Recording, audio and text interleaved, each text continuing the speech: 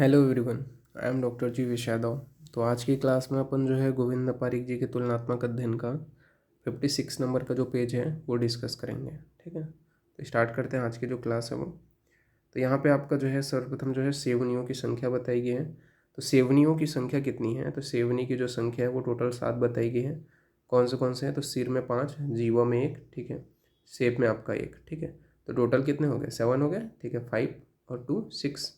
यहाँ पे आपका श्लोक में भी बोला गया आचार्य सुश्रुत का कि सप्त सेवने सर, यहाँ पे आपका शीर्षी विभक्ता पंचा जीवा सेफश्च एक है, ठीक है। ये मिल आपका बोला गया है सेवनी की संख्या टोटल 7 बताई है आचार्य सुश्रुत ने।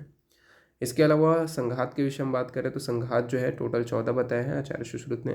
कौन से हैं? तो गुल्फ में गुल्फ, जानु, वक्षण, मणिबंध, कर्पूर, कक्ष, ठीक है। तो ये पहले याद करना, दो दो वाले, ठीक है, जिनमें दो दो हैं, ठीक है, संख्या। तो गुल्फ, जानु, वक्षण, मणिबंध, कर्पूर, कक्ष, ठीक है। के वाले हो गए कर्पूर कक्ष, कर्पूर कक्ष, ठीक है। वक्षण, मणिबंध, जानु, गुल्फ, ठीक है। तो ये दो दो वाले हो गए। फिर त्रिक त्रिक प्रदेश और सिर में एक एक है, त्रिक और शिर में एक एक है, त्रिक शिर, त्रिक शिर, त्रिक शिर एक, ठीक है। त्रिक प्रदेश में एक और सिर में एक। ये क्या है? संघात के टाइप हो गए। फिर बात करते हैं सीमंत के टाइप के विषय में। तो सीमंत जो है उनकी संख्या कितनी बताई गई है? तो 14 बताई गई है। सीमंत की संख्या कितनी बताई गई है? 14 बताई गई है। तो अस्थि संघात के समान 14 प्रकार के आपके क्या बताए गए? सीमंत बताए गए, ठीक है।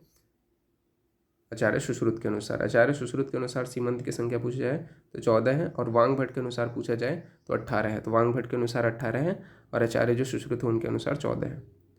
फिर आगे बढ़ते हैं कूर्च के विषय में। तो कूर्च जो होते हैं वह हस्त पाद, उनकी संख्या कितनी है? 6 बताई गई है। तो हस्तपाद, ग्रीवा, और यहाँ पे चौथा ऐड कर लेना मेढ्र, ठीक है, मेढ्र, ठीक है। ये वाला है ना, गलती से जाल का यहाँ पे लिखा हुआ है, इसको काट देना, ठीक है, ये नहीं है इसका, ठीक है, ये आपको याद रखना है, ठीक है। क्या है आपका? कुर्च की संख्या टोटल 6 है। हस्तपाद, ग्रीवा, मेढ्र, हस्तपाद, ग्रीवा, मेढ्र। तो हस्त में 2, ठीक है, पाद में भी 2, ग्रीवा में 1 और मेढ्र में भी आपका 1, ठीक है। ये क्या है? कुर्च की संख्या 6 बताई गई इस हिसाब से, ठीक है। तो इसको आप याद रखना। देन नेक्स्ट टॉपिक की ओर आगे बढ़ते हैं।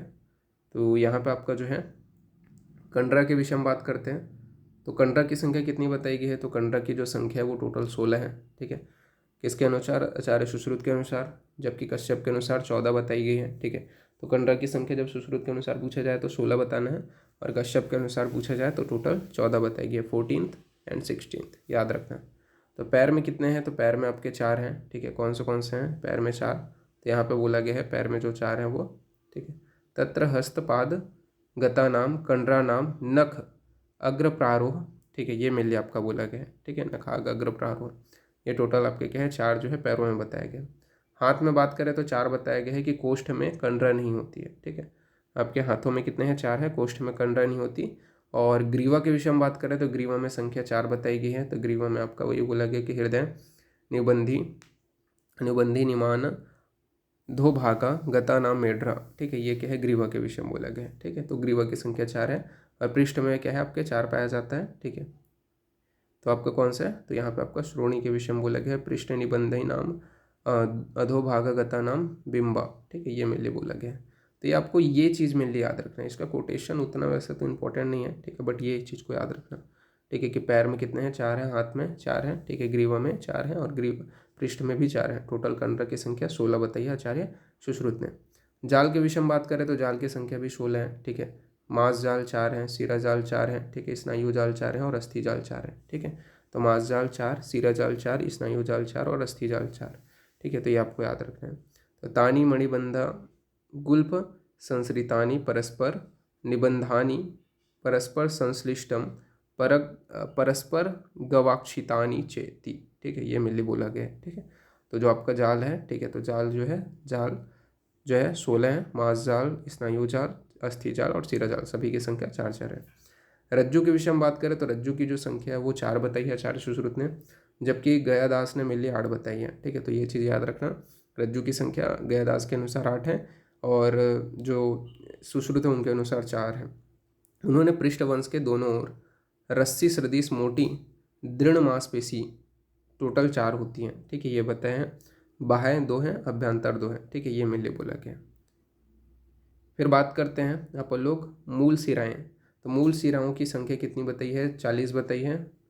इसके अलावा इसमें भी 40 में से भी क्लासिफाइड किया गया है कि जो वातवाही जो है वो 10 है, ठीक है, पित्तवाही 10 है, कफवाही 10 है और रक्तवाही 10 है, ठीक है। तो ये आसानी से याद हो जाएगा, मूल सिराओं की संख्या 40 है, ठीक है, ये आपको याद रखना है। फिर आगे बढ़ते हैं।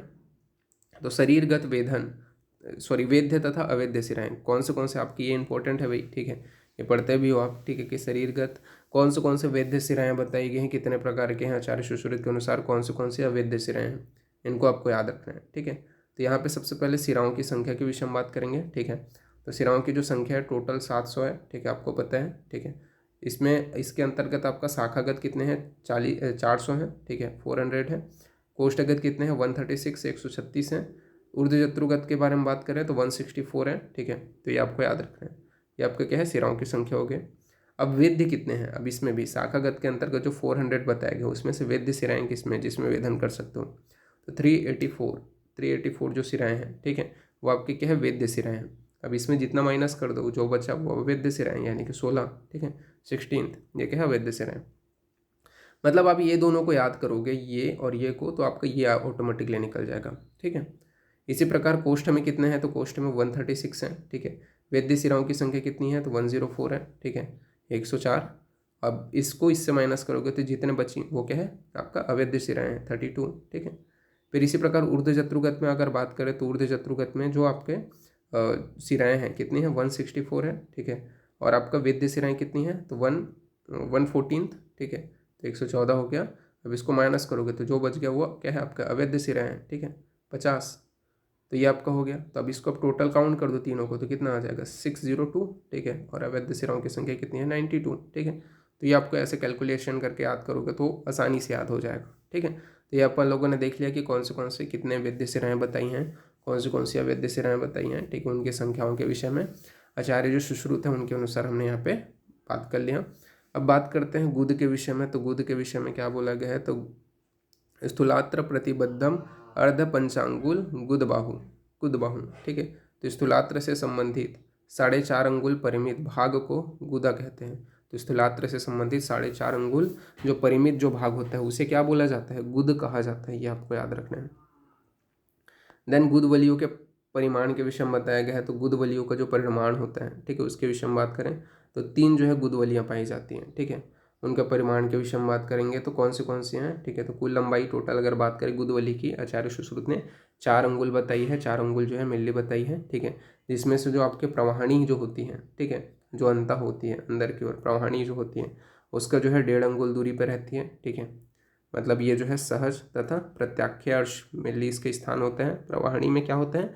सहज तथा प्रत्याख्य अर्श होता है, ठीक है, जो आपका अंतः लगभग 1.5 अंगुल तक दूर रहता है। विसर्जनी जो होता है वो बीच में रहता है, मध्यम, ठीक है, 1.5 अंगुल दूरी में ये भी रहता है। और इसमें जो होता है, ठीक है, वो कृच्छ साध्य व्याधि होती है। इसके बाद में आपका तीसरा जो बताया गया वो कौन सा है? सवर्णी। तो सवर्णी जो है बाह्य होता है, ठीक है, सवर्णी क्या है? आपका बाह्य होता है, ठीक है। ये भी 1.5 अंगुल की दूरी पे होता है और इस पे जो व्याधि होगी वो साध्य होगा, ठीक है। तो इसको आपको याद रखना है। फिर गुदौष्ठ के विषय में बात करते हैं। तो गुदौष्ठ में बोला गया है कि सवर्णी नामक पेशी गुदौष्ठ से 1 अंगुली दूर होती है, ठीक है। तो सवर्णी नामक जो पेशी है वो क्या है? गुदौष्ठों से 1 अंगुल दूर होती है।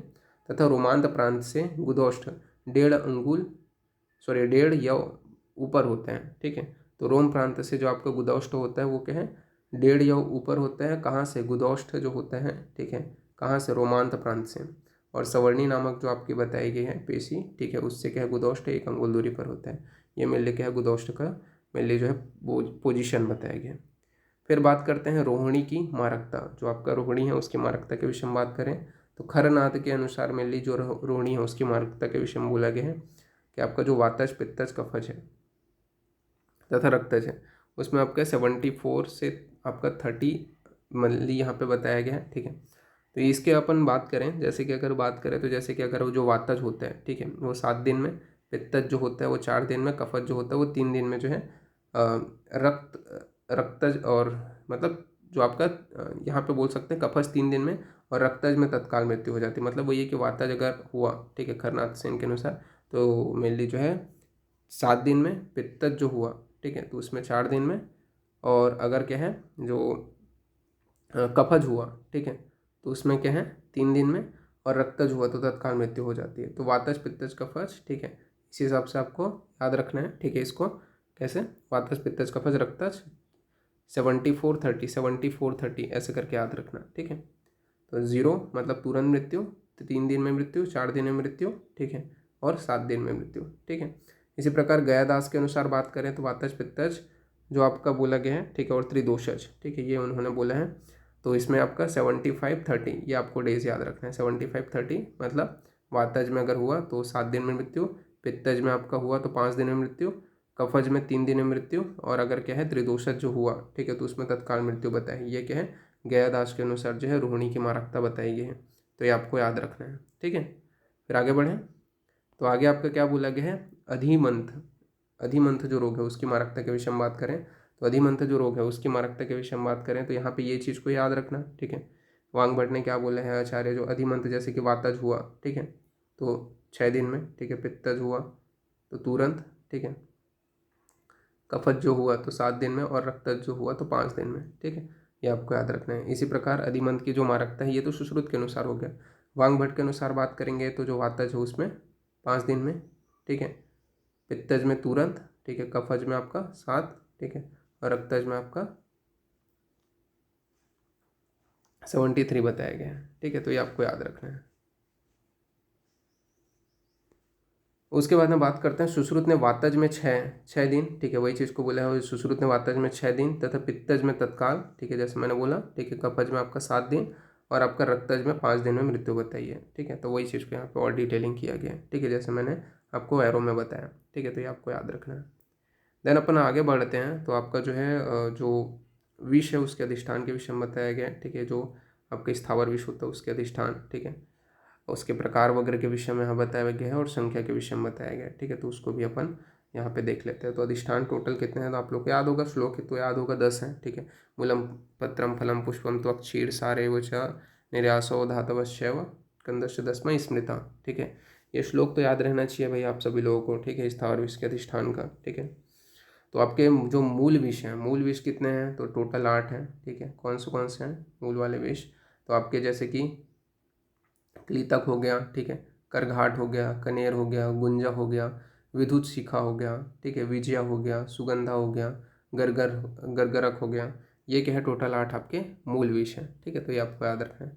फल विष के विषय में बात करें तो फल विष टोटल 12 हैं, ठीक है। फल विष कितने हैं, 12 हैं। कौन से तो आपका सद्योदक, ठीक है, कुमुद्वीत, वेणुका, रेणुका, ठीक है, इसके अलावा इबगंधा और आपका चरमरी, सारपाक, ठीक है, करकोट, सर्प सर्प दाती नंदा, ठीक है, करम्ब तथा महाकरम्ब, ये मिले आपके टोटल 12 जो है फल विष बताए गए। पत्र विष के विषय में बात करें तो पत्र विष की संख्या टोटल 5 बताई गई है। वृद्ध दारू हो गया, लंबा हो गया, ठीक है, विष पत्रिका हो गया, करम्ब हो गया, महाकरम्ब हो गया, ठीक है। ये टोटल क्या है, पत्र विष है, उनकी संख्या कितनी बताई गई है, 5 बताई गई है। फिर बात करते हैं पुष्प विष के विषय में, तो पुष्प विष की जो संख्या है वो टोटल 5 बताई गई है। कौन से तो वल्ली हो गया, ठीक है, वेज हो गया, कदम्ब हो गया, करम्ब हो गया, महाकरम्ब हो गया, ठीक है। इसके अलावा त्वक सार व निर्यास के विषय में बात करें तो त्वक सार निर्यास जो है उनकी संख्या 7 बताई गई है। करतरी, नराचक, करघाट, ठीक है। इसके अलावा आपका हो गया कौन सा, शौरियक, ठीक है, आत्रपचक, ठीक है, करूप तथा नंदा, ये टोटल आपके 7 जो हैं त्वक्षार निर्यास वाले हैं, ठीक है। क्षीर के बारे में बात करें तो 3 है। कौन सा, स्नुई क्षीर, कुमुदनी और आपका जाल क्षीर, ठीक है। धातु के विषय में बात करें तो 2 है, फिनास्म और हड़ताल, ठीक है, ये आपके बताएगा। और आपका जो लास्ट 10वां है वो क्या है, कंद के विषय में बताएगा। तो कंद जो है वो टोटल कितने हैं आपके 13 हैं। कौन से कालकूट, वत्सनाभ, सरस्पक, ठीक है, पालक, इसके अलावा करदमक और आपका वैराट, मुस्तक, श्रृंगविष, आपका पुंडरीक, मूलक, हड़ताल, महाविष और कर्कट, ये टोटल आपके 13 जो है कंद बताया गया है, ठीक है। तो आपके याद रखना है प्रकार के विषय में, ये सारी चीज़ें आप लोगों को अच्छे से लर्न होनी चाहिए, ठीक है। एग्जाम पॉइंट ऑफ व्यू से ये बहुत इंपॉर्टेंट है, ठीक है। साथ ही साथ मैं इस नोट्स का आप लोगों को पासवर्ड भी रिवील कर देता हूँ, ठीक है। तो जैसे कि मैंने यहाँ पे आप लोग भूल जाओगे, ठीक है, सुधारना जरूरी है, ठीक है। यहाँ पे ये नहीं है, ठीक है। तो यहाँ पे आपको कूट्स की संख्या कितनी बताई गई है, 6 बताई गई है, जिसमें हस्त में कितने हैं, 6 हैं, पाद में कितने हैं, 6 हैं, आपका ग्रीवा में कितने हैं, तो 1 है, और आपका मेड्र में कितने हैं, तो 1 है। ठीक है, तो ये मेरे लिए इस नोट्स का पासवर्ड रहेगा। ठीक है, ओके, ठीक है, तो फिर थैंक यू क्लास।